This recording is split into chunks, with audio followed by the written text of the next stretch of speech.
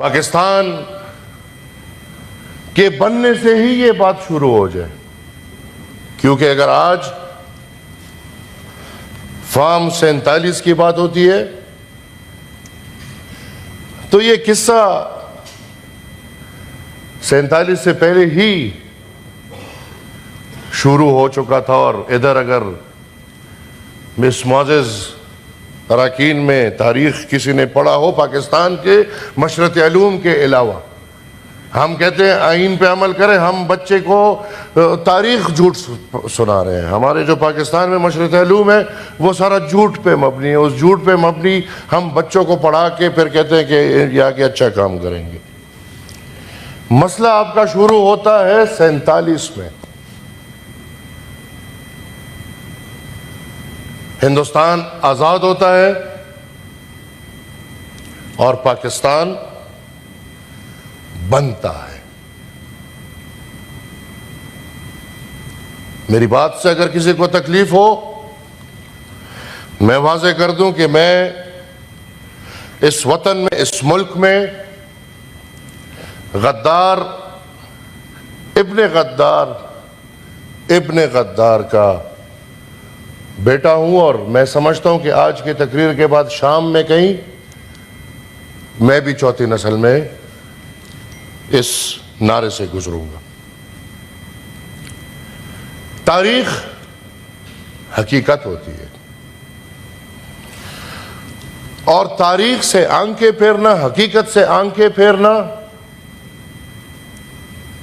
आपको कभी भी मुस्तकबिल में सही रास्ते पे नहीं लेकर जा सकता। ये बहुत बड़ी बहस है और इस बहस के लिए मैं तैयार हूं, क्योंकि नेशनल असेंबली के बाहर एक दफा इजलास बुलाया गया था और जनाब खान अब्दुल वली खान मरहूम गाड़ी की डिग्गी किताबों से भर के लाए थे। इसलिए लाए थे कि आए आज बात करते हैं कि पाकिस्तान बना था, कि पाकिस्तान आजाद हुआ था। जब आप 47 में आजाद नहीं हुए, आज आप आजादी का रोना रो रहे हैं। क्या ईमान की बात करें सब लोग, ये जनाब पाकिस्तान का कायद आजम मोहम्मद अली जिन्ना साहब कितनी कदर करते हैं? क्या पाकिस्तानी कदर करते हैं इनकी कि नहीं करते? तो मुझे तो ये तस्वीर भी कैद लग रही है। ये तस्वीर उस दिन कैद हो गई जिस दिन जनाब मोहम्मद अली जिन्ना साहब ने रूल ऑफ लॉ की बात की, जिस दिन आपके बानी, आपके मुल्क को बनाने वाले ने जिस दिन फौज के सामने, फौज के एक तकरीब से ये बात की कि ये मुल्क इसलिए नहीं बना कि आप इस पे हुक्मरानी करें, ये मुल्क इसलिए नहीं बना कि यहां पे अवाम गुलाम हो, बंदूक वाले के पास ताकत हो, बल्कि आप मुहाफिज़े, ये जो बातें आज हम कर रहे हैं, ये जनाब कायद आज़म मोहम्मद अली जिन्ना साहब को करनी पड़ी। और इन बातों के नतीजे में मैं, मैडम स्पीकर, मैडम चेयरमैन, आज कोई लीडर बीमार होता है, वो डेवलप्ड सिटीज में जाता है। कोई बंदा बीमार होता है, इंटीरियर सिंध का कोई बीमार होता है, वो कराची जाता है। पंजाब का कोई बीमार होता है, वो लाहौर जाता है। हमारे सूबे पुख्तनख्वा में कोई बीमार होता है, पहली कोशिश उसकी ये होगी कि वो पेशावर जाए।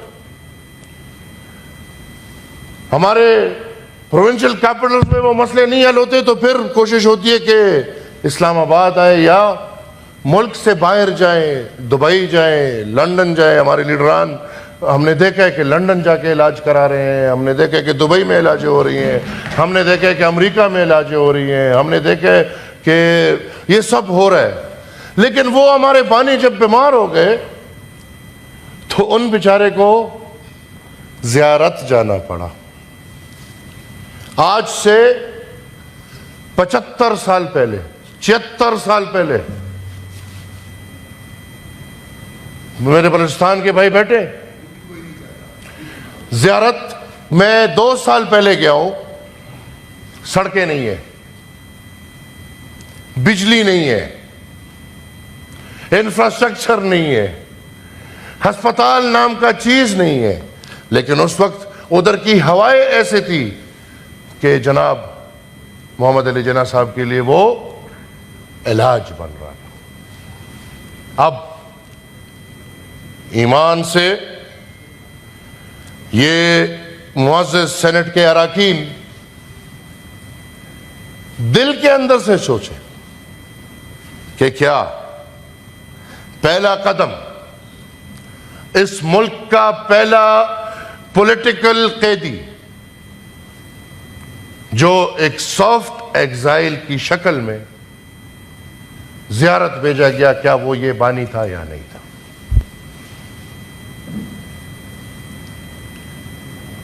क्या हमारे parliamentary leader of the Sunni Ittehad Council साहब ने बात की, MWM, सॉरी थोड़े नए हैं तो इंशाल्लाह ये ठीक होते हैं, और नए नए पार्टीज भी अब ये उभर रही हैं। तो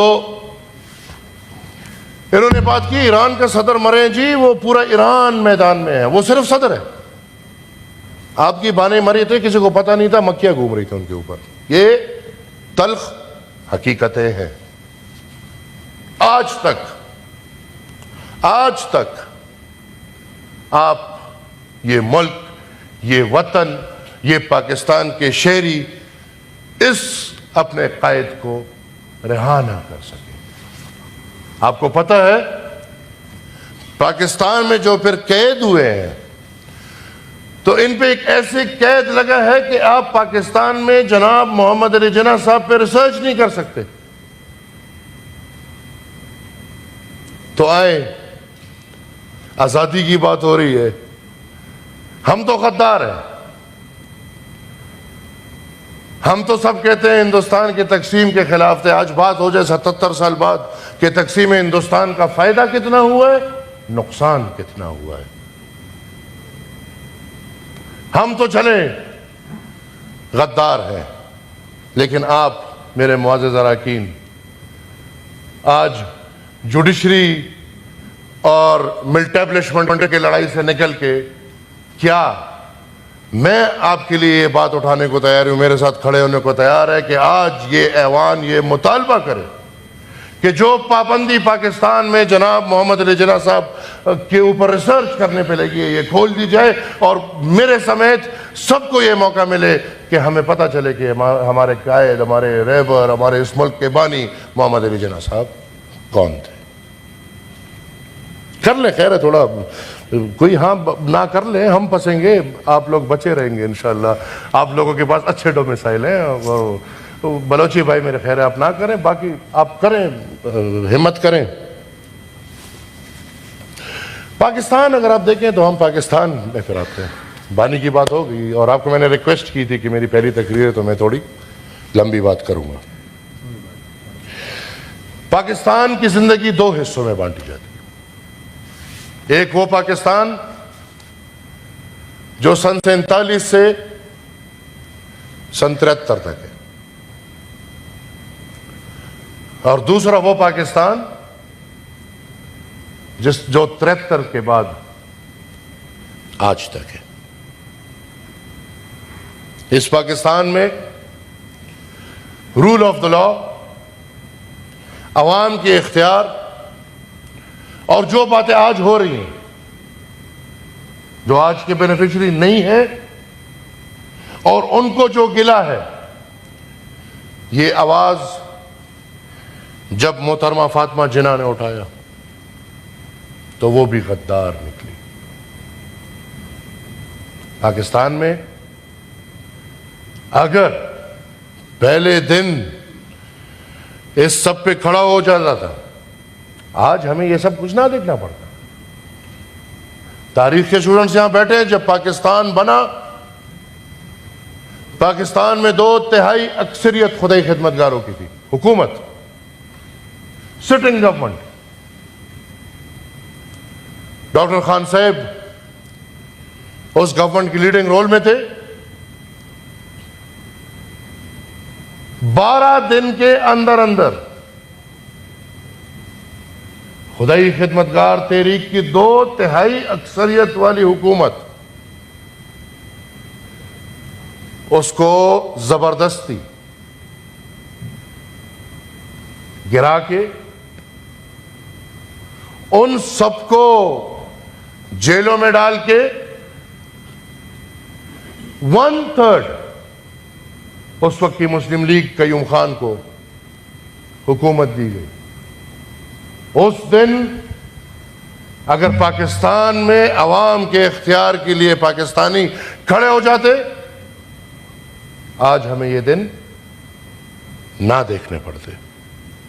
लेकिन बदकिस्मती से यहां पे खेल बेनिफिशरीज का और अफेक्टीज का चलता आ रहा है। कल का बेनिफिशरी आज का अफेक्टी होता है, कल का अफेक्टी आज का बेनिफिशरी होता है।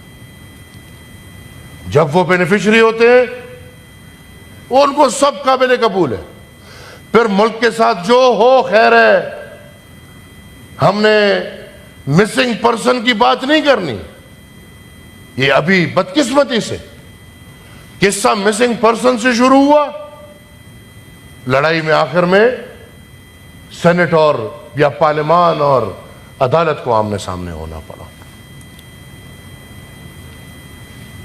12 अगस्त 1948, ठीक पाकिस्तान बनने के 1 साल बाद, जैसे मैंने आपको जिक्र किया कि खुदाई खिदमतगारों की हुकूमत खत्म करके उनको जेलों में डाल दिया गया। इस बीच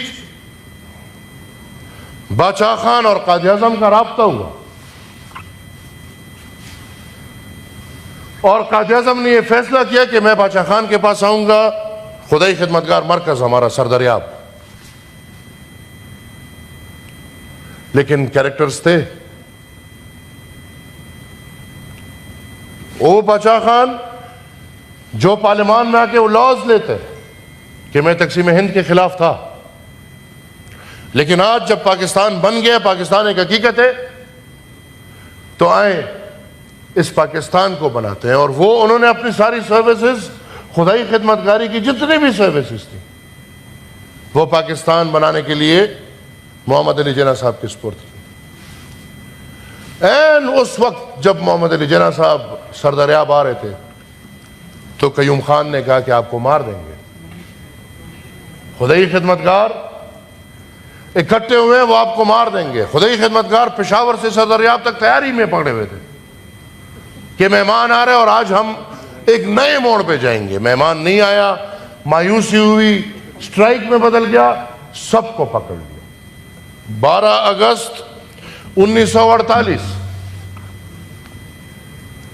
हमारे पुख्तून भाई बहने वो कहते कि यार ये अंग्रेज को तो निकालने में हमारा बेबुनियाद निकल गया। अंग्रेज को किसने निकाला? जी 2:30 बज रहे हैं। अंग्रेज को किसने निकाला? अंग्रेज को फौजी ने तो नहीं निकाला, ये तो फौजी थे। तब भी सैल्यूट, आज भी सैल्यूट, उनको तो तनख्वाह इसकी मिल रही है। अंग्रेज को तो निकाला कौम ने। पुख्तनख्वा में खुदाई खिदमतगार निकले,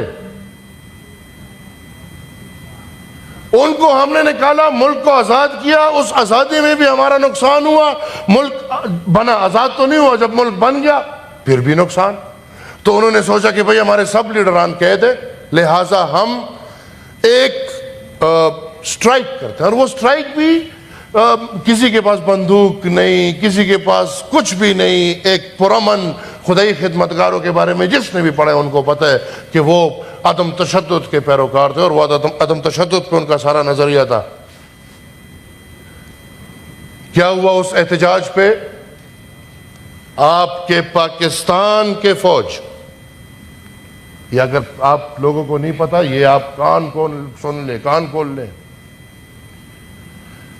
निहत्ते शहरियों पे गोलियां बरसाई गई, गोलियां। पाकिस्तान के फौज ने, अंग्रेज ने नहीं, इंडिया ने नहीं, इसराइल ने नहीं, जालिम की बात करते हैं, सबसे बड़े जालिम तो इधर रह रहे। पाकिस्तान के फौज ने खुलेआम गोलियां बरसाई। 600 से ज्यादा शहीद उस मैदान पे। हमारे चारसद्दा के औरतें बच्चे घरों से निकल आए कि खुदा का खौफ करें। गोदों में अपने बच्चे लेके आ गए, सरों पे कुरान निकल के ले आए कि आप क्या कर रहे हैं। लेकिन नहीं, फौज की ठंडक नहीं भरी, क्योंकि उनका मिशन था कि हमने खुदाई खिदमतगार तहरीक का खात्मा करना है। आज तक हम भी इस मुल्क में जिंदगी गुजार रहे हैं, हमें भी ये गिला है। एक एक शहीद को हम याद करते हैं, एक एक शहीद के साथ हम रोते हैं। वो फौज का हो, वो पुलिस का हो, वो किसी भी कौम का हो, क्योंकि हम इस सब से गुजरते हैं तो हम उस दुख में हर किसी के साथ होते हैं। लेकिन मेरे पाकिस्तान के भाइयों बहनों, आज तक वो 600 से ऊपर शोदा का इंसाफ तो छोड़ दें, उनका जिक्र भी नहीं किया जाता। मशरत उलूम के स्टूडेंट्स बैठे, कहीं किताबों में भी ये बात नहीं सुनी होगी। उल्टा क्या किया? रियासत पाकिस्तान ने जो मैयतें मैदान पे पड़ी थी, ये हुक्म हुआ, ये तारीख में मेरे ख्याल में करबला है, ये हुक्म हुआ कि मैदान में जितने भी मैयतें पड़ी है, एक मैयत नहीं उठा सकते तब तक जब तक इस पे सरकार का खर्चा हुआ है। सरकार का क्या खर्चा हुआ है? गोलियां चली है। जब तक इस खर्चे के पैसे मुआवजा सरकार को नहीं होगा, तब तक यहां से एक मैयत नहीं उठेगी। उसमें बड़े गरीब थे, बादशाह खान जेल में थे, उन्होंने जेल से हुक्म किया अपनी जमीन बेच के उन लोगों का जुर्माना जमा किया। ये नहीं किया कि जाके जीएचक्यू पे हमला करो, ये नहीं किया कि जाके पीटीवी पे हमला करो, ये नहीं किया कि जाके पार्लियामान पे हमला करो, बल्कि नहीं,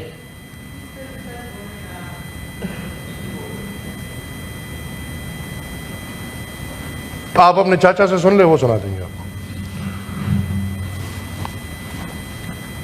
बल्कि उन्होंने अपने हिस्से की जमीन बेच के सरकार को वो मुआवजा दिया और हुक्म किया कि अपनी मैयतें उठाओ। फिर हम पुख्तून कौम, बल्कि यहां पे सब कौमें जो बैठे हैं, हमारी गमी और खुशी वाज़े है अल्हम्दुलिल्लाह। छुपी हुई नहीं होती कि हम लोगों से छुपाएं कि हमने मिसाल मैयत है, कोई मरा है या किसी ने शादी कर ली है। हमारी सब कुछ वाज़े होता है, बच्चे भी वाज़े हैं, शादी भी वाज़े है, गम भी वाज़े है। क्या हुआ? जिस घर में मैयत, उस हर घर के बाहर तीसरे दिन सरकारी बैंड बाजा भिजवाया गया। ये देखें, ठंडक नहीं मिल रही थी, सरकारी बैंड बाजा भिजवाया गया। और जिस जिस घर में दुआ फातिहा ख्वानी हो रही थी, उसमें उसके बाहर खड़े होके बैंड बाजे बजाए गए। मेरे साथ खड़े होंगे? क्या इन शोधा का हक मांगेंगे? ये कभी नहीं होगा, क्योंकि ये पाकिस्तान है। मैं समझता हूं और मैं कोशिश करूंगा कि मैं वाइंड अप करूं। आते हैं अयूब खान, और अयूब खान का वो दौर है जब पाकिस्तान पर फैलाता है। मकबूजा बलूचिस्तान, तब तक बलूचिस्तान बेचारा आजाद था। मकबूजा कश्मीर, मकबूजा मलकंड, बल्कि जितने भी प्रिंसिपैलिटी स्टेट्स पाकिस्तान के अंदर थे, अयूब खान किसी को पकड़ के, किसी को दकड़ के, किसी को थप्पड़ मार के, जो अभी तक हो रहे हैं, उन सब प्रिंसली स्टेट्स को जबरदस्ती पाकिस्तान में मिलाता है।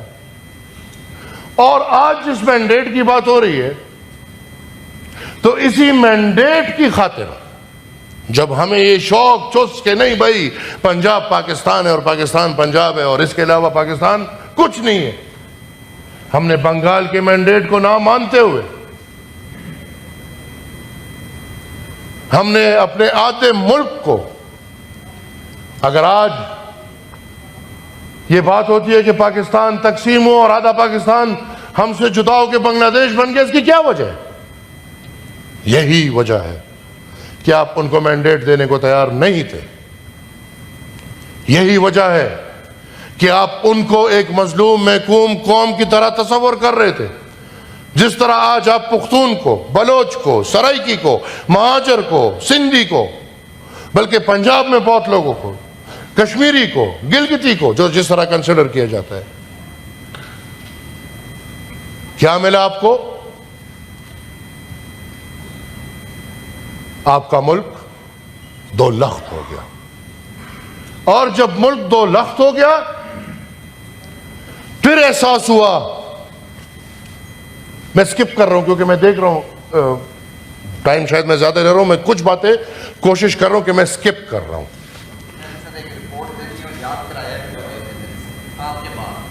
कोई मसला नहीं, कोई मसला नहीं। अगर आप कहते तो मैं 73 पर वाइंड अप कर लेता हूं, इंशाल्लाह 73 के बाद अगली दफा हो जाए।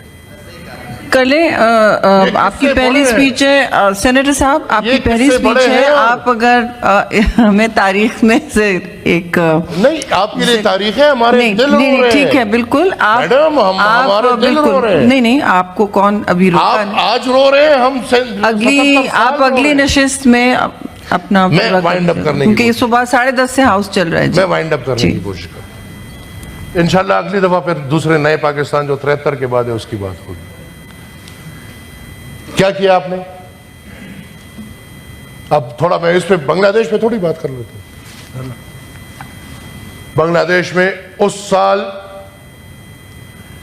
90,000 से ऊपर इल्लेजिमेट बच्चे पैदा हुए।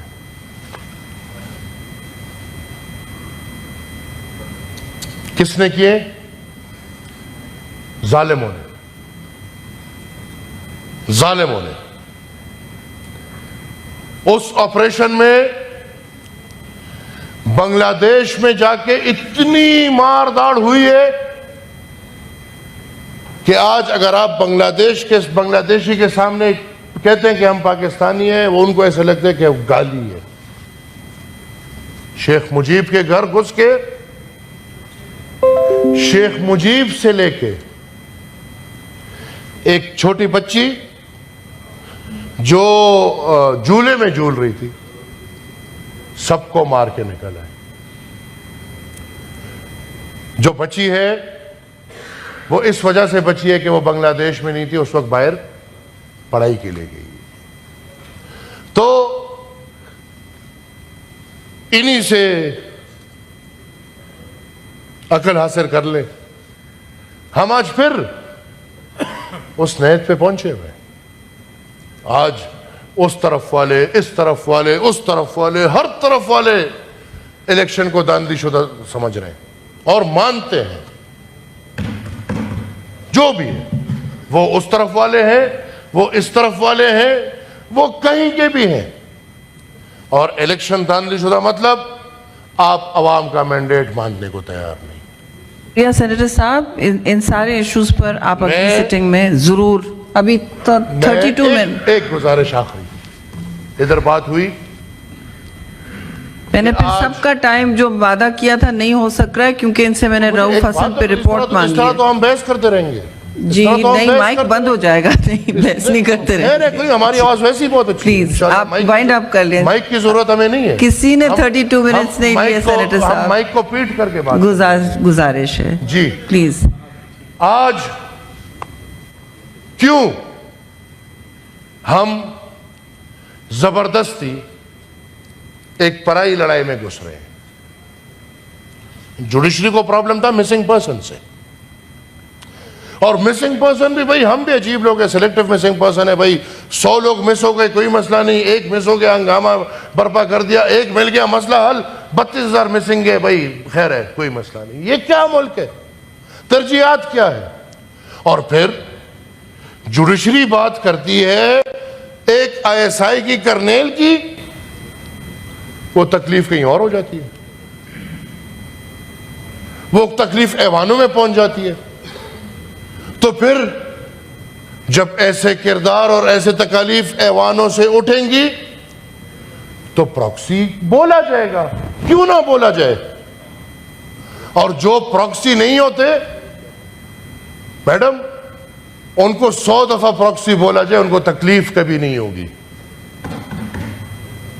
हमें 1000 दफा गद्दार बोला जाए, हमें तकलीफ कभी नहीं होगी। लेकिन अगर प्रॉक्सी को प्रॉक्सी बोलेंगे तो तकलीफ